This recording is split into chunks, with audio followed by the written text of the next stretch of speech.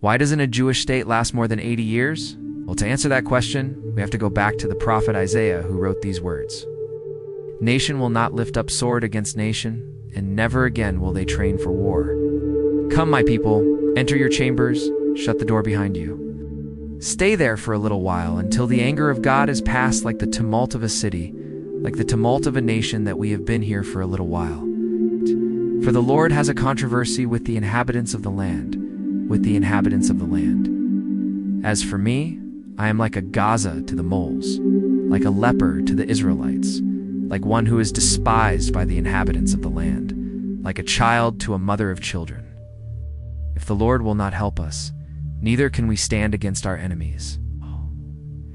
And so we see that even the prophet Isaiah recognized that a Jewish state cannot stand by itself. And when we look at the history of the Jewish people, we see that this is actually what happened.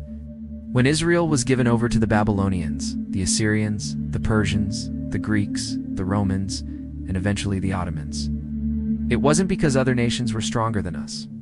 It was because God gave our land into their hands. But then something amazing happened in 1948. When the British left and the Arabs attacked, the Jewish people stood toe-to-toe with the combined armies of Egypt, Iraq, Jordan, Syria, Lebanon, and Saudi Arabia. And miraculously, we won.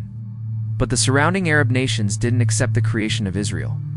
And for over 20 years, we fought wars to secure our existence. And during the Six-Day War, God gave us victory again. But that didn't bring peace. Instead, it brought a new war, the Yom Kippur War. And after that, there was a period of quiet, a period where no major wars were fought. But even during this time, the Jewish people did not feel secure. Why? Because we knew that a day would come when another war would break out. And that's why the Jewish people began to pray for the peace of Jerusalem, a prayer that every Jew knows. Oh, how I love your law, O Lord, and your teachings, and I meditate on them all day long. Your commands are my delight, they are my counselors, and your statutes are the songs of my heart. So, we see that even during the times of peace, the Jewish people still recognize that we need God's help. We need His protection, and we need His presence among us. And if we are honest, we have to admit that the situation today is not any different than it was 2,000 years ago. We still live in a world that hates us simply because we are Jews. And we still live in a world where there are people who want to wipe us off the face of the earth. But thank God we have an army, a strong army. We have a home, a beautiful home. We have a Torah that teaches us right from wrong. But let us not forget the words of Isaiah, that we are like unto Gaza in the eyes of the nations.